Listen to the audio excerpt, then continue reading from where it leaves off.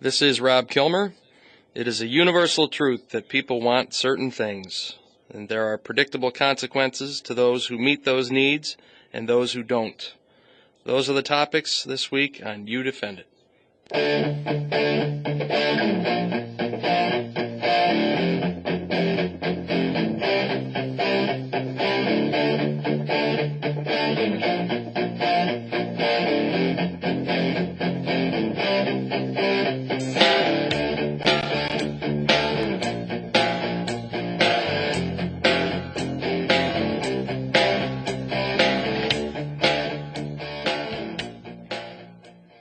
Welcome to You Defend It with Rob Kilmer. The phone number to call into the show is 772-1290.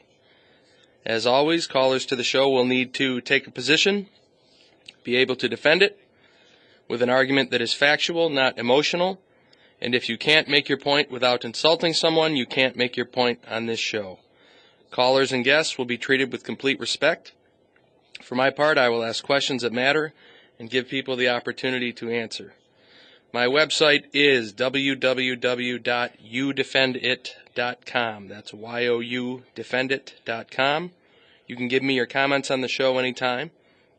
By Friday of each week, I will have the topic up for the next show.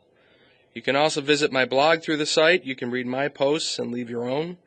And the lineup for the Sunday talk shows will be posted there on Saturdays. You can always listen to my show live on streaming audio on www.wnbf.com. And my show is uploaded to youdefendit.com later on Saturdays. You can listen to it at any time if you missed it live. Okay, this week we are going to talk about what happens when people get what they want and what happens when they don't.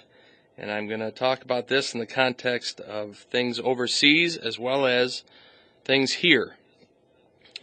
And when I say things here, I mean in the context of the budget and what's been proposed by Obama and what different people are saying about it, but in the end, what I think will happen with it, because people want certain things, and once they get them, they're not going to give them up. And I have been noticing over the last few months some things that have been going on in different parts of the world, particularly where we are at war. And I think that they are fascinating and they make perfect sense from the standpoint of the people who want to be in power there. And I will read briefly from 3 articles. This one is actually from 2006, from the Asia Times Online, and it's about Hezbollah in Lebanon. Hezbollah, a group often misunderstood by Westerners, is a militant but also a political group. The Arabic name means Party of God. Led by the charismatic Hassan Nasrallah, the Lebanese Islamist Shiite group was set up in 1982 to resist Israeli occupation of Lebanon during the brutal civil war. The group declared a political existence in 1985. The political platform of Hezbollah calls for the destruction of Israel, but the group has successfully transformed itself from a radical extremist group into an effective political force that holds 18% of the seats in the Lebanese parliament. In Lebanon, the group first had hoped to transform the whole country into a fundamentalist Shiite state, but it has abandoned that objective for a more inclusive platform.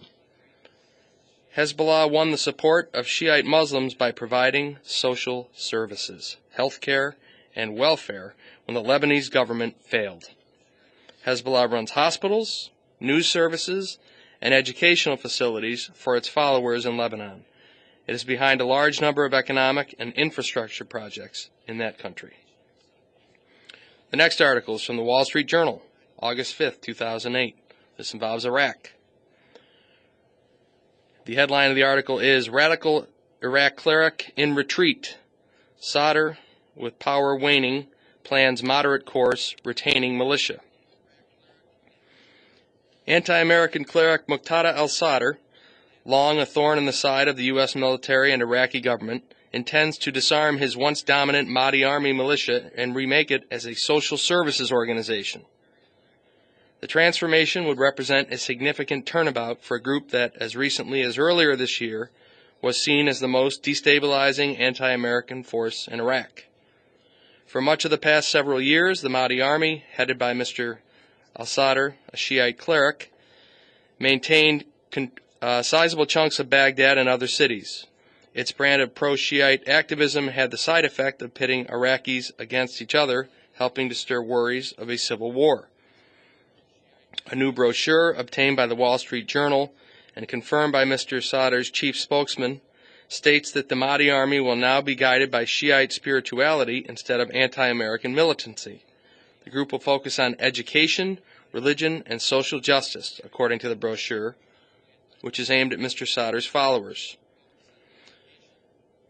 Kenneth Pollock, a senior fellow at the Brookings Institution, said turning the Mahdi army into a civic and political organization was a logical step, given the weakening of the militia after the crackdown in Basra. Indeed, in the long term, it could help legitimize the movement. If the government fails to deliver on basic services and other needs of the Iraqis, Sadr followers could use their new organization to tell people they should look to them as a voice of change. Mr. Sadr isn't giving up armed resistance entirely. His spokesman said that Mr. Sadr will continue to direct small, special armed cells for limited military operations against U.S. forces. The last article I want to read to you from is the Los Angeles Times. This was March 2nd, 2006, and this involves the West Bank. This involves Hamas.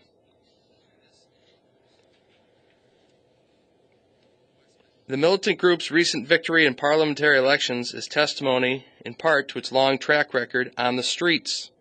Its services are often perceived as being of higher quality and less tainted by corruption than the cumbersome and often ineffective social network operated by the Palestinian Authority, controlled until now by Fatah.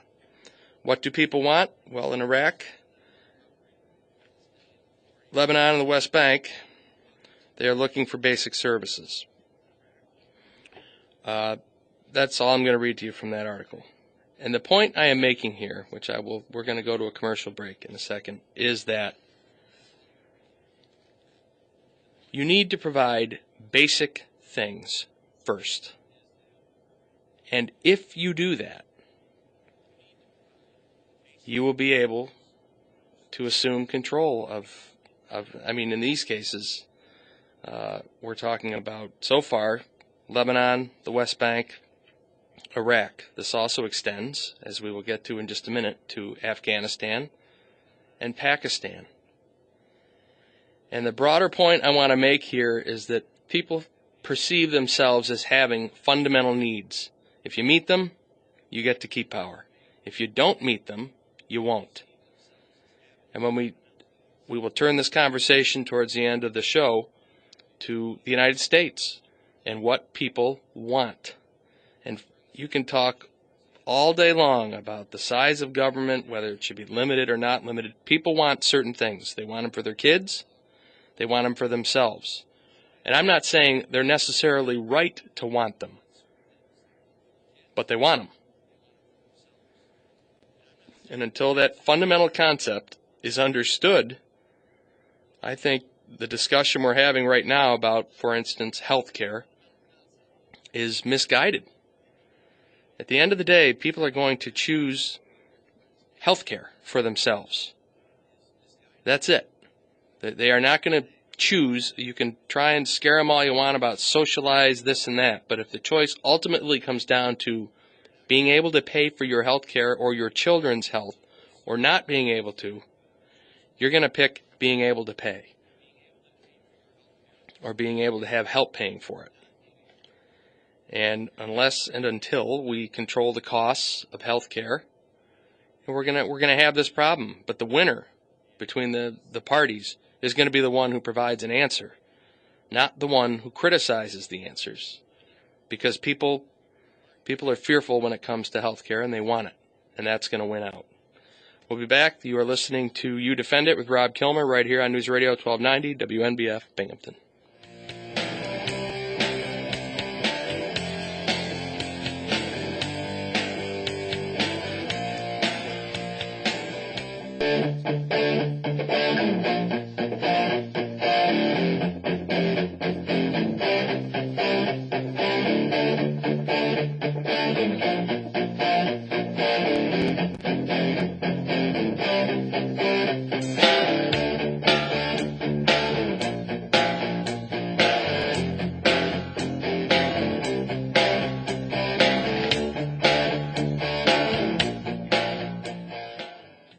Welcome back to You Defend It with Rob Kilmer. The phone number to call into the show is 772-1290.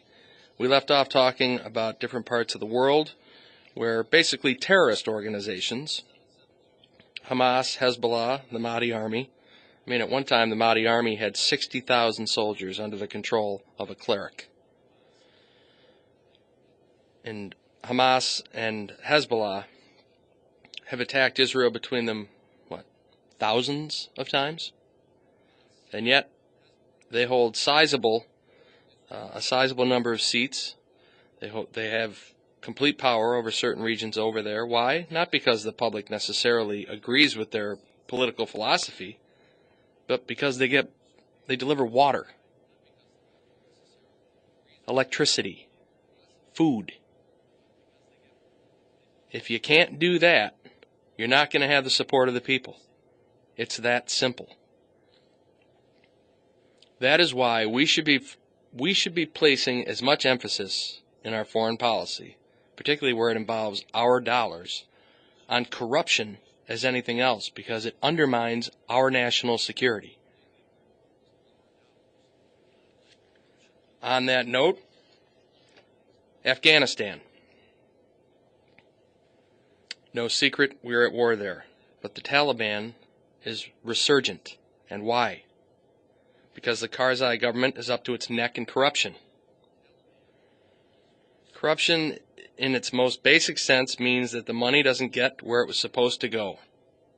That equates, in real life, to a population that doesn't have necessities. And when that happens, that population will embrace the alternative, as despicable as it may be. Why is it we have not been able to obliterate the Taliban?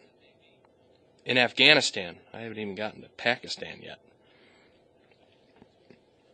And it's because in Afghanistan, the government is corrupt.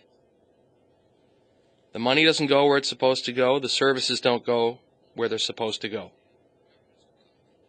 The government is not meeting its most basic, fundamental obligation to the people who live there.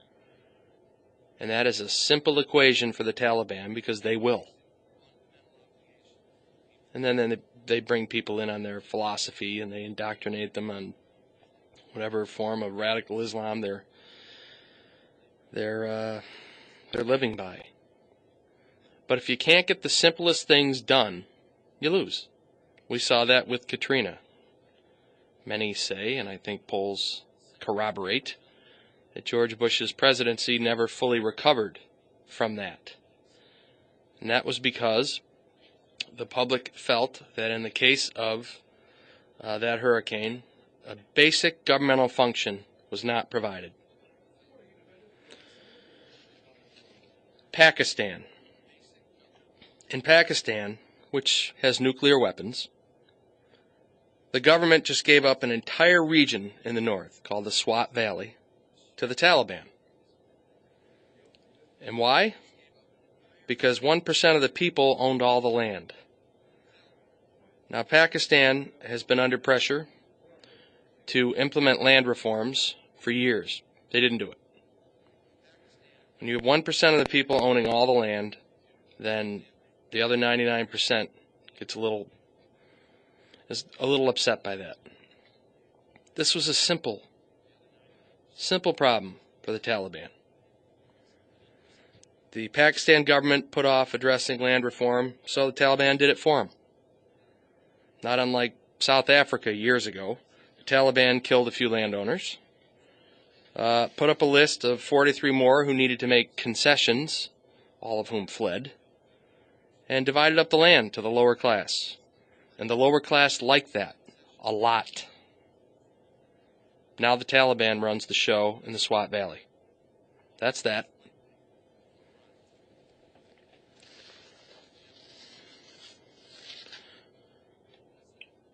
All right. We have Bob on line one. Are you there? How are you doing this morning? Good. Thanks for calling. Well, the reason I'm calling, I think you're absolutely correct, but the problem is this. When you fall into the trap of having your basic needs or wants met by a government, you lose your freedom. you have to live by their rules because they're supplying you with the needs. It's quite similar to what young adults experience in breaking free from their family of origin. If you can't buy your own car and pay for your own rent and live independently, you lose your freedom. And that's what this country is founded on. So I think you're absolutely right. But I think people do it anyway. I think they do anyhow, and they're not looking at the consequences of they don't see, especially in this country. I mean, I guess in a country where the authoritarian government is a little bit more punitive, it would be much more noticeable. But I don't think people believe in this country that they're giving up their freedoms when they give up their independence to direct and supply their own needs. I think you're right, and I think that when somebody has a sick child and they're able to get Child Health Plus through New York State, I don't think that they consider that they have just sort of given up control over a certain portion of their life. I think their only concern is getting health insurance for their child, and that they will vote that way. Yeah, I think, and that's the point I'm making. I'm saying that it seems to be almost a universal truth that people want certain things, and they don't associate it with a lack of freedom. They associate it, or they consider these things to be fundamental needs. Yeah, how many of us have not heard the expression from our parents, if you live in my house, you have to live by my rules? And that's the problem. You don't get something for nothing. I agree. I absolutely agree. And in this case, it's taxes that pay for it. It's taxes, it's, control of, the bureaucratic control in terms of applying for the things you need. It's, sure, we'll give you that, but you have to do this. And, the more subtle consequence, and I think things like aid to families with dependent children was disastrous in terms of the social policy, and people standing on their own and taking care of their own lives, where for 30 years, you had another baby and your needs were all met. The problem is you lose the human incentive to be independent, the human incentive to progress as a person and develop your own skills. And disastrous for a society. Well, thanks very much for calling in. You have a good day. You too. Bye. I think he's right that you give up something, whether you realize it or not, when you accept government help. My point is, people are going to do it anyway when it comes to certain things, and that it doesn't necessarily extend to every other aspect of their lives. In other words, I say this all the time. There's nothing I hate more than when somebody makes the, well, what's next argument. My answer is always nothing. Nothing is next unless it gets here, and then we'll address it. Whenever somebody says to me, well, what's next?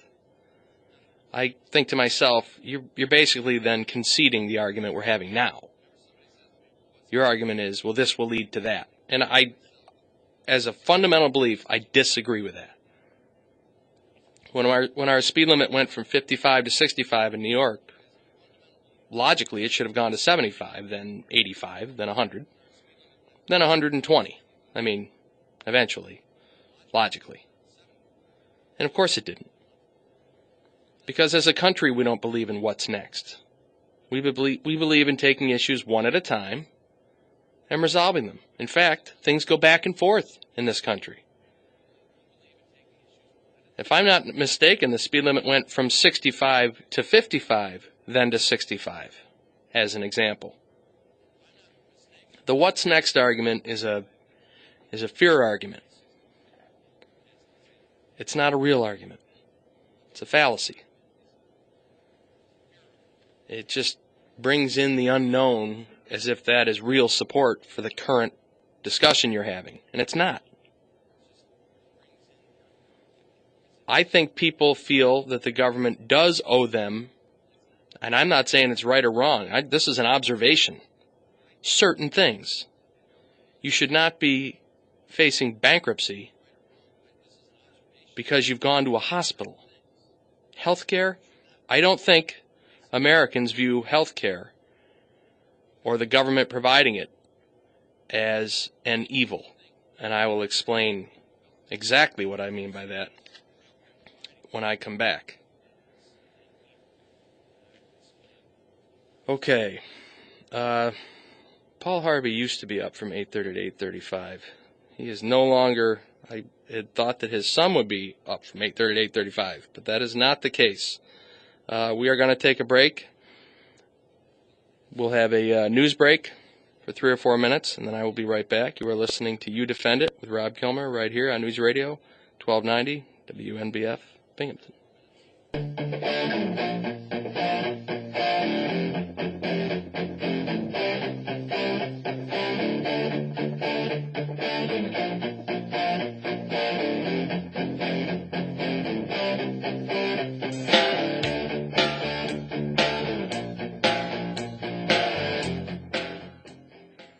Welcome back to You Defend It with Rob Kilmer.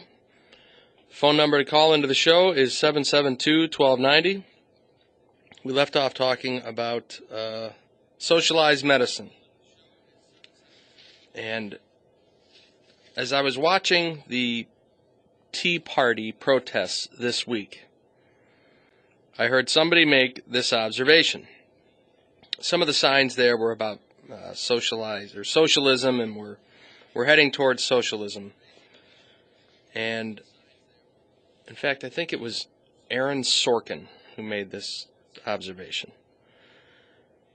He said he noticed a lot of 40 and 50-year-old people holding up these socialism signs. And if he were able to, he'd ask them how many of their parents were still alive. And of those people who had parents that were alive, how many of them received Medicare benefits and Social Security? And do these people, are they advocating the repeal of Medicare? In other words, socialized medicine? Or Social Security, which is a check in the mail that we all pay into? In other words, socialism? I don't hear any congressmen or women. I don't hear anybody talking about that.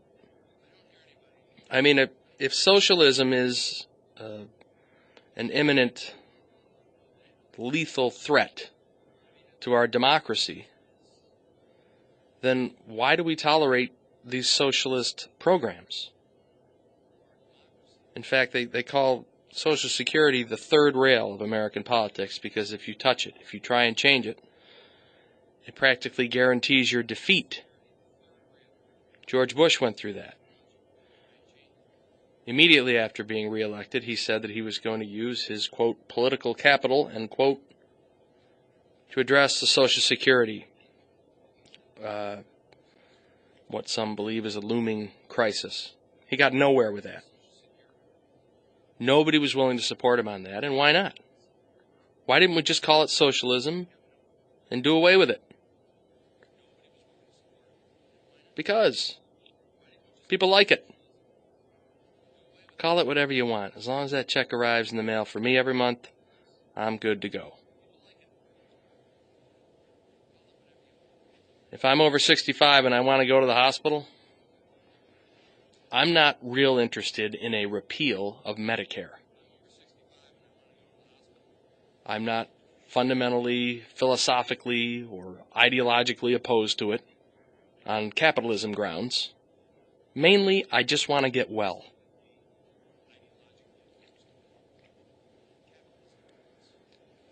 What we do when we discuss these issues is impute a mindset to people that is completely fictional.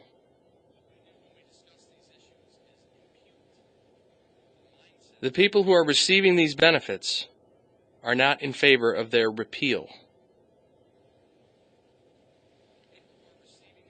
And as medical costs continue to rise in this country, something has to be done because it's killing us. Not only just and I don't mean that in the literal sense. I mean that from an economic standpoint, we can't sustain it. How many of the auto industry issues are related to employers having to provide health care for their employees? I've never understood the relationship between those two things. Why is it an employer's job to provide health care? I don't know what one has to do with the other. And look what it's done to our economy. Look what it's done to GM.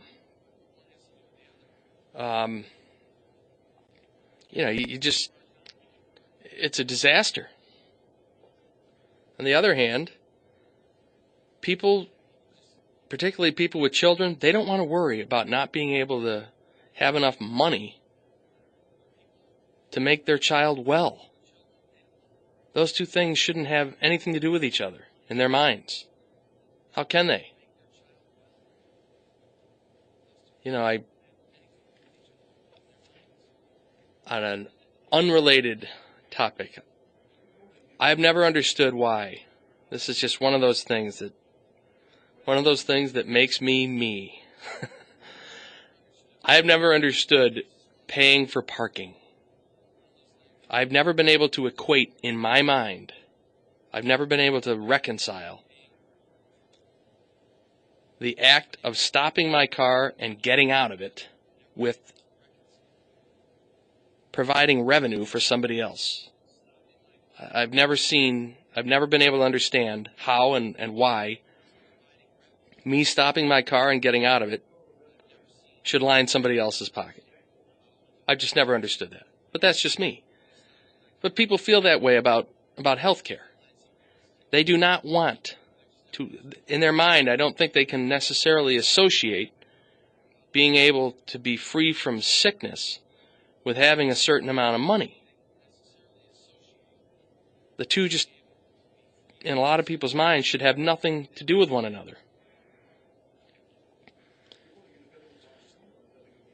Okay, I have Frank on the line from Appalachian. Frank, you there?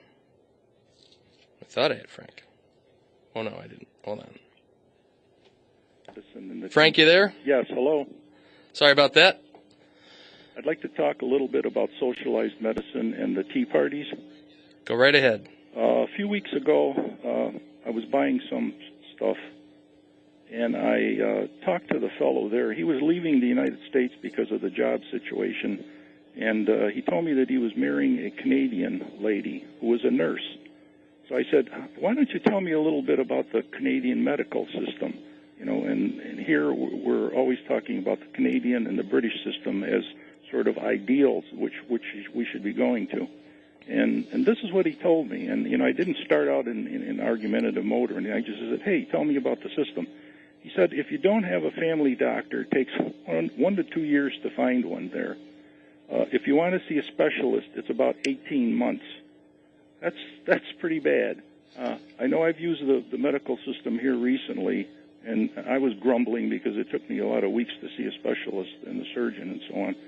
But I really wouldn't want that kind of a system. Well, and I wouldn't either, but I don't know if that would... America's good at improving on things. Right, but I think that if you put a whole lot more people into an upgraded system, I think you're going to end up with rationing. I know I'm considering some surgery, and I think before Obama medicine gets here, I think I'm going to do it this year. That's my feeling anyway. Well, and I'm not saying we should have socialized medicine. I'm saying we already have socialized medicine as it pertains to Medicare, and I don't see it as having threatened our economy any, or our way of life. What I'm saying is something has to be done about health care in this country, and the argument seems to be whether or not to have socialized medicine. And there's got to be 1,000 other ways to approach this, including socialized medicine, but not fixing the problem is not an option. Right, and I think because people want it. I think one of the ways is to have a tiered medical system. I know that my care and my insurance are really lousy compared to what they were 20 years ago. The big difference that I see is taking 20 million illegals and dumping them into the medical system now. I asked this fellow in Canada, I said, well, what happens if you're really sick? Same thing that happens here. You go into a hospital, and if you have no money, you say, take care of me. And you get the same kind of treatment as everybody else, and you don't have to pay for it. The people who have the money and have the insurance policies, they're the ones paying for it. That's what happens in this country, and that's what happens in Canada. That's what happens in Germany. That's what happens in England. Let me say a few words about the tea parties. I mean, your intro mentioned that people, what they want and they don't have. Even though I can't stand very long, I decided to go to the Endicott Tea Party. Really? And yeah, I did. And I like to talk to people that, are standing around and stuff. And I talked to one guy for quite a while there. He was a retiree, and his wife asked him, he said, well, why are you doing this? You've never done anything like this before. And he says, I feel that nobody listens anymore. I mean, neither party listens anymore, and that's exactly what I think. I think both parties are tone deaf. I think that they have the power, and they just don't want to relinquish it, and they don't care, really. Nobody gets up anymore, and I hope that this works into, a big, big movement, and I think that's what's going to happen. I think people just are sick of this anymore. I think you're right, and I think it's because there's no accountability. There's a vote every 2 or 4 years or 6 years for senators. In the meantime, we don't really make them talk to us. And at the risk of, shameless promotion here, that's why we need debates where people are accountable. And what I hope to see is the birth of sort of a fiscally conservative, viable third party. That's what I hope. Okay, I got a couple other callers I want to get to. Bye-bye. Thanks for calling, Frank. Maria, are you there? Yes, I am. Thanks for calling. Good morning. Well, I'd like to start out with Social Security and Medicare. These do not come free. We pay a lifetime career premium for the privilege of collecting that Social Security check every month.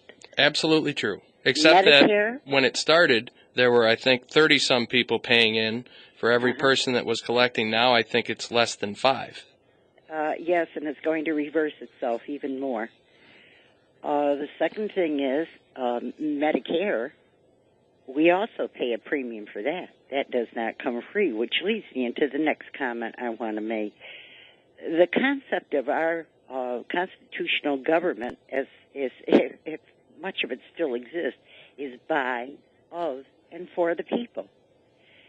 So I guess I'd like to ask the question, how quickly did the fat capitalist cats turn socialist with those 2 previous bailouts, including one humongous bailout to an insurance company that keeps going back to the table? Right. And that's, my point is that, my point for today is that people want certain things and that they consider necessities or fundamentals, such as health care, things like that. And I think until that the party that addresses that is going to prevail. The party that does not address that is not going to prevail. But on your point about socialism or about these bailouts, you're right. I mean, just as soon as the need arose, the capitalistic government of the United States started basically supporting private industries, and that's a form of that's a form of socialism, where we in a big form all at once.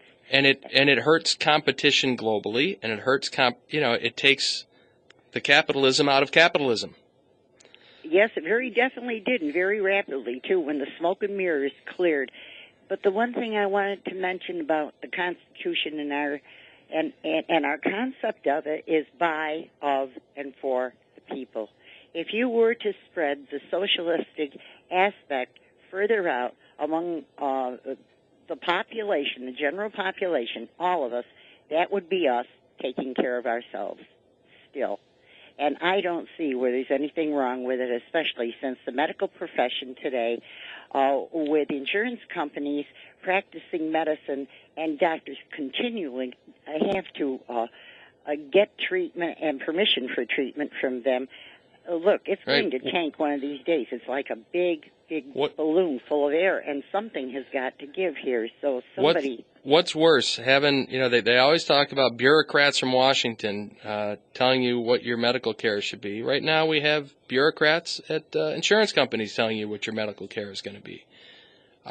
When it comes to medicine, I think people want it. And I'm not advocating socialized medicine. I am simply saying that there is a need to fix it somehow, and simply saying, I'm not going to support socialized medicine is not an answer.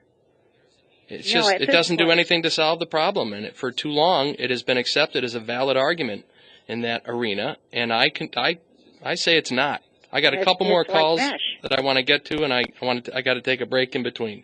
But thanks very much for calling. Thank you so much. I appreciate you taking the call. Have a very good day. You too. Thanks. Okay, we're going to go to a break here. I got 2 people on hold. If you'll stay on hold, I will get to you in about less than 5 minutes, I promise. Right now you are listening to You Defend It with Rob Kilmer on News Radio 1290 WNBF Binghamton.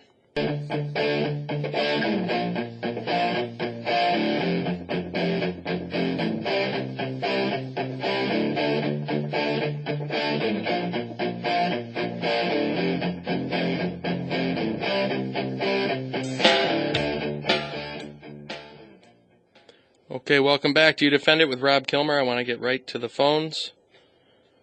Lucas, can you hear me? Yes, I can. Thanks for calling in. You're welcome. And now, the argument for socialized medicine ignores several facts. The argument for socialized medicine? Yes, the arguments for it. First of all, with any human organization, the larger the organization becomes, the less efficient it becomes. So arguing that you're going to improve things with government taking over everything, that's not going to work, because it simply means you're going to get the rationed health care that they do in Europe and in Canada and wherever. Do you feel that that's happened with Medicare? Oh, of course. Medicare has a lot of problems. I mean, you can argue that you're paying into a system, but right now you have a government administering the system in which they're taking a lot of money that people have been paying into the system, and they're using it to cover a lot of people who have never have and never will pay into the system. For example, you have a lot of hospitals are going bankrupt because Medicare doesn't cover all the bill. And what happens is when all these illegal immigrants get into this country and then walk in the hospital because they've developed liver cancer because of hepatitis, or they got TB, or in other words, it's diseases like this which require hundreds of thousands of dollars worth of treatment, because they walk into that emergency room, they have to be treated. And the trouble is, who gets the bill? Well, the thing is, these hospitals put the bill to Medicare, and the thing is because our government's been playing, we don't see any illegal aliens on the welfare system, although let's say half of the immigrants on public assistance, which is over 20 million immigrants are on public assistance, over half of them are illegals. Now, because a lot of the ones that are coming into these countries are ones being shipped by other countries, especially China, and a lot of countries in Latin America, are sending their chronically ill people here, basically told, they get smuggled into this country, they walk into an emergency room, and they have to be treated because that is the law. And when you do that, you are putting a huge additional cost on the system. That is why Medicare is hemorrhaging money far faster than they originally thought it would, because while the politicians say, oh, the illegals are going to contribute, no, why it is by and large maybe legal immigrants who work for a living and put money into the system, they may contribute, but the illegals, for the most part, the ones that are coming here are being sent by their countries so they can lower their medical costs by dumping it on us. Well, let me ask you this, a couple of quick questions. I got one more caller. Do you believe our health care system in this country needs to be improved or changed in any way? By and large, you can make I think a legitimate argument could be made that maybe through Medicare you create a catastrophic care. So let's say... I don't mean for Medicare patients. I mean for everybody. Do you believe that the health insurance or health... I should talk about this in terms of health insurance. Do you believe that the availability of health insurance, that system we have right now, needs to be improved? there's room for improvements, but you don't go in the direction of government control of everything. And I'm not advocating that. I'm saying that what I hear as an argument on this issue is we don't need socialized medicine. And I don't mean from you, I mean in general. What I don't hear are alternatives. Do you believe that solving the immigration problem would solve the health care problem? It would to a degree. In other words, it would take some of the pressure off the system. It would have and allow the cost that's being passed on to the consumer and passed on to the insurance companies, because like I said, these illegals are coming in and they have no money, so the government ends up paying part of the bill, and the hospitals have to eat the rest of the cost. And especially in a lot of places like in the Southwest, you have hospitals going bankrupt or closing their emergency rooms just so they don't have to deal with this huge cost. Well, let me ask you, do you believe that would solve the entire problem? No, because you have multiple. What's your suggestion for the remainder of the problem? Well, part of the problem is like AIG worked well while Maurice Greenberg was in charge. AIG, when founded, when you had someone handpicked by Eliot Spitzer to take over AIG, and that's the idiot who went into the mortgage derivative market, which Greenberg always avoided like the plague, because he never trusted it. Do you believe that it should have been regulated more? Well, the question is you had regulations, and then you have guys like Barney Frank and Chris Dodd, who, when the regulators say, oh, there's a problem with this company getting into this stuff, and they say, what are you doing this? Let me just, hold on. Let me ask you this. I just want to keep this straightforward. Do you believe that simply resolving the immigration problem would completely resolve the health care issue, the health insurance, health care issue in this country? No, because it is only one segment of the problem. There are other segments of the problem. A lot of it is government control. But the government doesn't control it right now. I'm not talking about Medicare. I'm talking about the private the government health care. Created the health maintenance organization system. This was what was put through in the 90s by a law that was largely written by Ted Kennedy. And that was what was put through when Hillary's, pushed to make the great leap forward into socialized medicine fell flat on its face. Ted Kennedy came up with an alternate system. A lot of these health maintenance organizations, which are basically giving orders to the doctors. But I'm not asking you what the problem is. I'm asking you what your solution is. One, as far as I can see, you create basically people go in, they pay for their medical care that they get then. If they need something that requires insurance should be something saved for when you have problems. And if you have something on a catastrophic level, maybe you need it would make insurance that the insurance companies might balk at paying. You know what? You create a system where you have a catastrophic care system that's handled by the federal government and only doing it for catastrophic care, not for something like someone goes in because they broken arm or a leg in a skiing accident. I gotta stop you there only because I got two more callers I'm going to try and get in, but I really appreciate you calling. Okay, I understand. It's a very complex issue. Yes, it is. Thanks very much. Right. Bye. Sandy, are you there? Yes, I am. Thanks for holding. I only have 2 minutes left, and I'm going to try and get to the last one after you. All right. Well, first of all, I did go to the Tea Party in Binghamton, and I think the majority of the people there were totally against government intrusion and loss of their freedoms. Intrusion into what? Into their life. In what form? Into business, into their life, into, just running their life and their businesses. How is the government doing that? I mean, what is it you heard as a complaint along those lines? Well, the bailouts, for one thing. They didn't want the bailouts. Okay. And that was one of the main things. And they just don't want the intrusion. They want the entrepreneurial spirit that's freedom in America is what they grew up with. Okay. What I grew up with. Well, thanks very much for the call. I'm sorry to cut you off. I hope you'll call back next week. I got one more call I want to get to. Somebody's been holding, and I apologize. Okay. Bye. Bye. Ron, you there? Yes, I am. It'll be a quick, just in the form of a comment concerning health care. I view this as the foundation of health care. We don't hear enough about prevention. We don't hear enough emphasis about health care in the early in education, in the school, nutrition, exercise. Would that be something that you would support the government mandating? No. Okay. Doesn't have to be mandated. And another area is I'd like to see an emphasis 20 seconds left. Placed on high tech. High tech medical equipment should be made more readily available it could be by investment. Okay. Well, thanks very much for the You're call. welcome. Sorry to cut you off. No problem. Call back next week. Bye-bye.